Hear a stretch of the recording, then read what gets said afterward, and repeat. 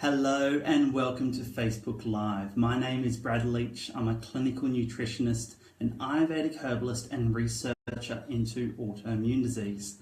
Now, from my previous videos, everyone would know me as an individual that likes to share the in-depth and scientific evidence on the holistic management of autoimmune disease. However, this video, I'm going to take a little different approach and share my top 10 simple yet profound aspects that you can incorporate into your life to improve your autoimmune disease management. Now, before we get started, I want to know where you're from so I can give you a bit of a shout out. So in the comments bar below, say hi, let me know where you're from. And while you're at it, give us a little bit of a share so your friends and family can benefit from what we're going to be talking about in this video. Now, my number one, this is in no particular order, but I'll start off with my number one tip for the autoimmune disease management, like these simple things that you can incorporate, which are generally free and easy to incorporate. I have them right here. Now, you can actually find this on my website, bradleach.com, to read through at a later date. And so we'll start off with the first thing I generally recommend my clients to do, and that is sunshine. To be more precise, to spend 10 to 15 minutes in the sun between 10 a.m. and 3 p.m. 5 times a week. Now, the reason I've set it this amount in this period of time is because between 10 a.m. and 3 p.m. is when the sun's actually able to convert the cholesterol within our skin to vitamin D. So the sun supplies one of the most important nutrients for autoimmune disease management, and that is vitamin D. However, apart from supplying vitamin D, the sun is able to stimulate the release of particular chemicals such as serotonin, dopamine, and beta endorphins, all these uplifting and positive neurotransmitters. Now, there's an additional 10 photo products. These are chemicals which are made from the contact of UVB radiation to our skin that we don't fully understand their function yet, but we still get them from the sun. And these aspects aren't actually found within a vitamin D supplement. Now, to take this one step further, comparing vitamin D from the sun to vitamin D found in a supplement or in an injection if you're in a critically low vitamin D status, the vitamin D obtained from the sun actually lasts twice as long in our body compared to vitamin D in a supplement. All right, let's just think in. The vitamin D that we get from the sun, A, it's free, and B, it lasts twice as long. So on average, let's say I'm here in the sunny Sunshine Coast in Queensland, Australia. Right now, I can walk out at about 10:30, 11 o'clock, spend my arms, my legs in the sun, and I can get up to about 20,000 IUs of vitamin D. And you think of a supplement of vitamin D, there is only 1,000 IUs in each supplement. So food for thought.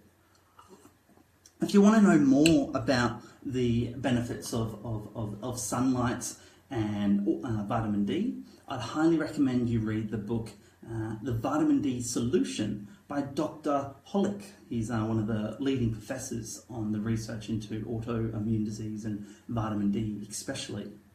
If you wanted to work out the exact amount of sun you require to produce adequate vitamin D for your body, there's an app called D-Minder Pro, and basically you put in how much of your skin you're exposing to the sun, and the app knows where you are in the world, what the weather's doing, and it can actually calculate how much vitamin D your body's making. We've had a few comments. Fiona, hi Fiona. You're down in New South Wales. Okay, so my second tip, which I recommend my clients do, is one which is quite simple yet profound, which is the title of this video. It is to chew each mouthful a minimum of 15 to 20 times. And now, I know that sounds so simple that I'm actually spending time talking about it. However, the amount of scientific literature which has connected the health of our digestive system to the development of autoimmune disease is vast. Now, digestion begins first with our nose, actually smelling the food and the flavours, and especially things that you enjoy the smell of and the taste of. Smelling these can signal your brain to help with the stimulation of digestive enzymes. And when we chew, it actually stimulates the release of digestive enzymes within our mouth to start the breakdown of carbohydrates. Now, you think of it, if we don't fully break down our macronutrients, so that's like fats, carbohydrates, and proteins, how are we meant to absorb the micronutrients? So generally, you have a protein structure, and everything has protein in it. And the nutrients, especially things like B12 and zinc, are actually kind of all bound up within the protein. Now, if we're not actually releasing enough digestive enzymes to break down these macronutrients, we're actually unable to absorb the micronutrients which we need for healing autoimmune disease. So I may recommend my clients to have a wholesome diet, with all the latest research supporting this is the best diet for this individual with an autoimmune disease.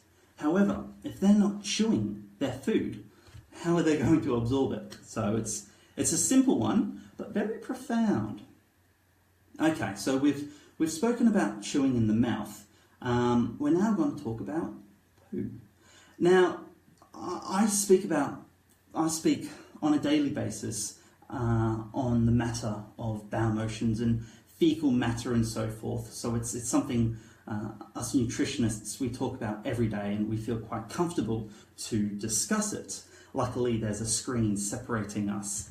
So when it comes to having a poo or a bowel motion, however you'd like to say it, my rule of thumb is to have a full bowel movement every day before breakfast. Okay. Now, this is quite a traditional Ayurvedic concept. Ayurveda meaning the traditional medical system of India. Ayurveda meaning the science of life. Now, this concept, which has been around for thousands of years, actually still holds clinical relevance.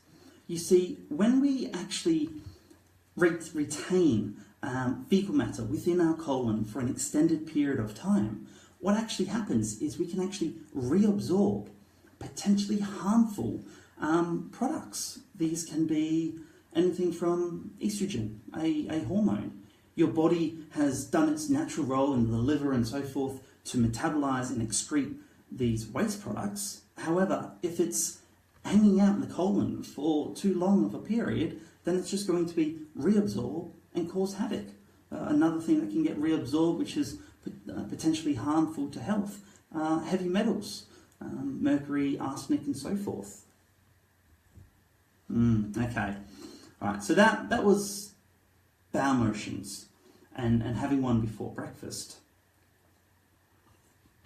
It is also important to actually find the cause of why someone may not be having a bowel motion before breakfast. They may not actually be clinically constipated, but it's important to actually have this bowel motion before breakfast. So you've got to look for the cause.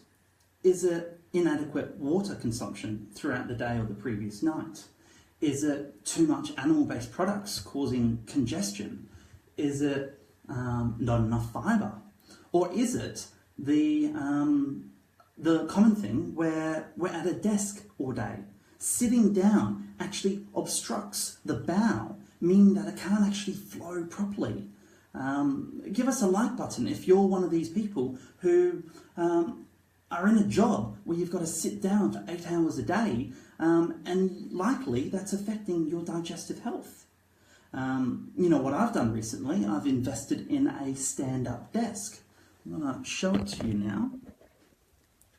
As you can see, I'm actually doing this video standing up. And this will, support weight management and a healthy flow of digestion. I did the calculation. If I stood up while I do my research 8 hours a day, 5 days a week, it's equivalent to about 5 to 8 Mars bars. So that's the food for thought. A stand-up desk. All right. So number 4 on the simple yet profound tips I recommend to my clients is water. Okay. You see, water is so important, and my rule when it comes to water, or my tip that I tell my clients, is to start each morning with 500 ml of hot water with half a lemon or lime. Now, this actually supports digestive health and the regulation of blood sugar. In fact, my research, my literature review, which is in the midst of publication, where we looked at leaky gut or intestinal permeability and disease, we found that when someone had a glucose metabolism disorder, such as insulin resistance or diabetes, their degree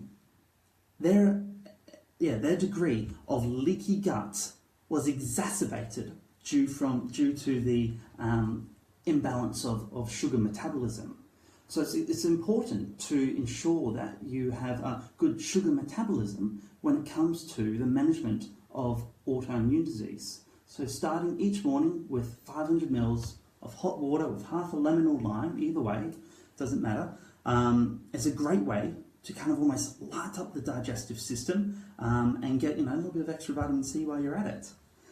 Okay. Oh, I like this one. This is the 4-minute rule. Now, as a society, we are go, go, go. We do not have time for anything. We're constantly on the run. We're eating while standing up at work.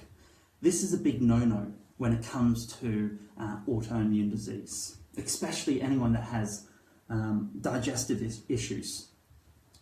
So the 4-minute rule is remain seated for a minimum of 4 minutes after you finish eating a meal.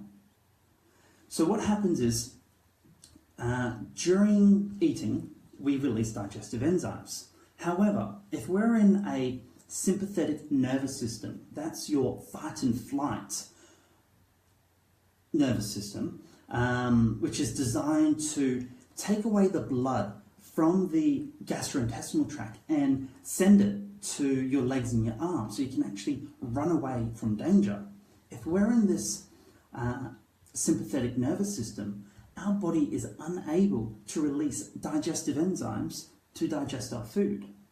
So it's important to be in the parasympathetic nervous system, which is our rest and digest, which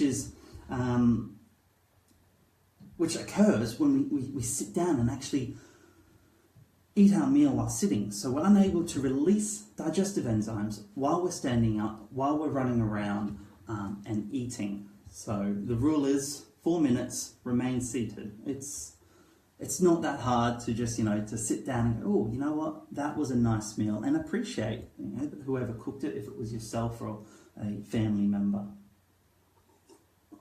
All right, so that was the 4-minute rule. Here is the 3-hour rule. Now, some will debate with me, and I'm open to debate. That is no food consumption for a minimum of 3 hours before bed.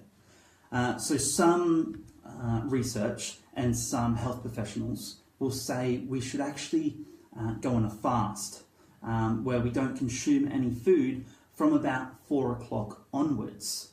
However, this is a stepping stone, and generally when I see clients, it's either at the beginning of their health journey, halfway through, or they've seen every other practitioner and they've tried everything. So this is just something simple, and depending on the individual, we can actually make it a 4 hours or 5 hours depending on your diets and you as an individual. But as a general basic rule, I like to say no food 3 hours before bed. Because if you look at it, when we sleep, if we have just eaten a meal, a big pasta, even if it's gluten-free pasta, and gone to bed, the blood is actually all focused on our digestion, trying to digest what we've just eaten. And it's not concentrating on healing our autoimmune disease, healing the dysregulation of our immune system, trying to reduce inflammation, because it's concentrated on trying to digest the food in the stomach. So that's the 3-hour rule. All right. Number 7 is Wi-Fi. Okay, no Wi-Fi between 10 p.m. and 6 a.m. Now, this Wi-Fi is produced from your mobile phones, your tablets, even your modem, NBN in Australia, or your Wi-Fi box. So the tips are to either put your phone on airplane mode or turn it off completely. You know, the latest dress that KK wore in the red carpets, that can wait till morning. The other one is your actual Wi-Fi modem. You can get a timer which you can stick into the power socket that is timed. So at 10 o'clock it switches off, and at 6 o'clock the Wi-Fi comes back on. So that's a great way to actually prevent Wi-Fi being exposed within the house. Okay, so that's how to reduce Wi-Fi. But what are the ill effects of Wi-Fi anyway? Well, our brain perceives Wi-Fi very similar to light. Okay, could you fall asleep in a room with someone shining a light right into your eye? I know I couldn't.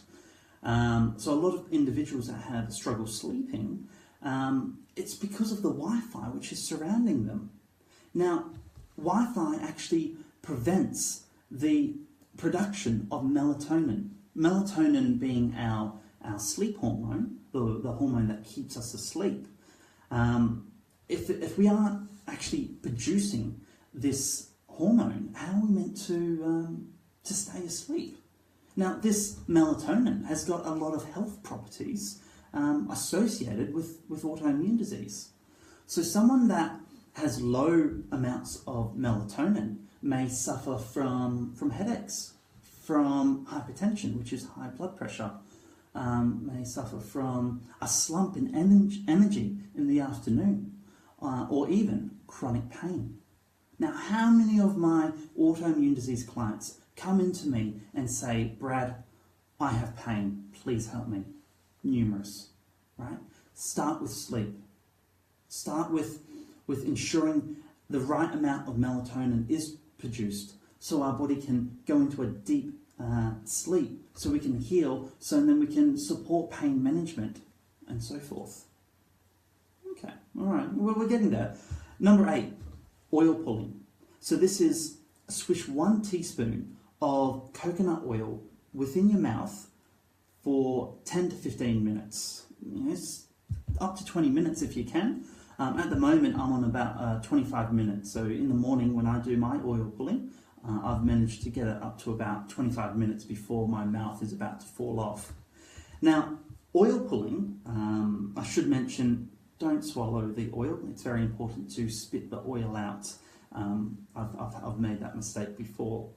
Oil pulling is actually proposed to be more beneficial to our dental health than flossing. Because I can tell you that I'm not a fella for flossing. I just find it too time consuming. You sit there in the mirror. Coconut oil, oil pulling with coconut oil could be the answer to people that aren't a fan of flossing. However, discuss with your dentist regarding what's best for you. A little disclaimer there. Okay, so what happens is when we swish oil around in our mouth, it actually regulates the bacteria within our mouth. You see, bacteria are unable to live where there's oil, especially coconut oil, because coconut oil has got antimicrobial properties within there. So swishing, oil pulling has been shown to regulate immunity, support with energy, and gastrointestinal bacteria. Yes. Okay, now this is one that I need to take from my own notebook. And that is to breathe. You may notice that I don't breathe. When I get on my rants, I actually stop breathing. But I do recommend my clients to take 3 deep, long breaths every hour, every day. Now that is a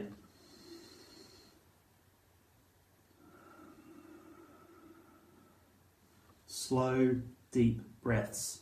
You see, when we breathe deeply and slowly, it can actually stimulate the vagus nerve, which is known to put us into the rest and digest nervous system, our parasympathetic nervous system.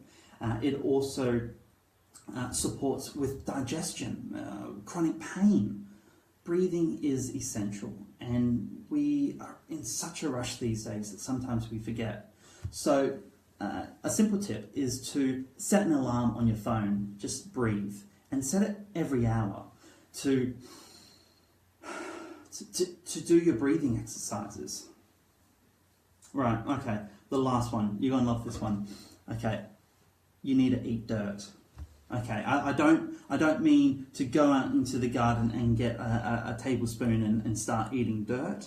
I mean, when you have organic, locally grown produce, never wash it. Leave the dirt on. In fact, I actually get excited when I buy mushrooms and there's a little bit of dirt on it, because this dirt contains clumps of soil-based microorganisms, which can actually support the diversity of the microorganisms within our gastrointestinal tract.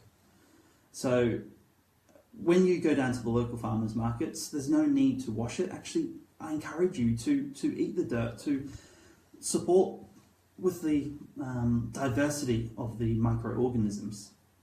Now, okay, what will an average morning look like, or an average day look like for someone with an autoimmune disease? All right, so I'm making this up on the spot with me, so bear with me. If you've got any questions while I talk about this, let me know, write them in the comments bar below, and I'll see if I can get to all of them. All right, so you've woken up from bed knowing that you've slept all night without any Wi-Fi in your house. You go to the bathroom, you wash your face with cold water, because cold water will stimulate the vagus nerve. Now, after that, you'll take a couple of sips of water and get a teaspoon of coconut oil and start doing your oil pulling. While you do that, you can do little tasks like make the bed, and go up to the kitchen and prepare your hot water with lemon. You know, boil the kettle, squeeze the lime, so forth. 20 minutes would have passed by now. Start to drink the hot water. Now, hot water can also stimulate peristalsis, which is the movement of the gastrointestinal tract. So generally, after you finish the glass of hot water with lime, off to the bathroom you go, and then do your business. Okay, so you've finished your business, you've come up for breakfast, and you've got to breathe, because we're breathing every hour on the hour, maybe not on the hour, but just every hour. You sit down for breakfast. All right, you smell your breakfast. While you're cooking, you're smelling it. You sit down, you've got 2 feet on the floor. You're about to eat breakfast. You eat breakfast. Afterwards, you stay seated, okay? You go to work. When you're at work, you make sure you stand up during the day. If you can, during your lunch break, run out to the sun. You know, even if it's in the street, roll up your sleeves. Expose as much of your body without being a nudist to the sun to get your vitamin D. Okay, these little simple things that you can do on a daily basis that can greatly contribute to the management of autoimmune disease. I generally recommend to start off slowly. Pick 2 or 3 of the ones that I've spoken about in this video, and start incorporating them. Next week, incorporate the next ones, and so forth until, 3 weeks time, no problems. You're incorporating them all. So if you want to have a copy of this, you can shoot me an email or a Facebook message, or head over to my website under wellness information. I've got a tab with all the articles I've written. And I think that sums up about everything I wanted to say. My name is Brad Leach. I am a clinical nutritionist, an Ayurvedic herbalist, and a researcher into autoimmune disease. I offer nutritional consultations here on the Sunshine Coast or via Skype worldwide. And I'm a fanatic for sharing my knowledge and everything. So if you have any questions, or if you would like me to discuss anything, put them in the comments bar below, and maybe next week or the week after I can do a whole video on your comments. All right, thank you so much for joining me. I love having you all here. It's been fantastic. Until next time.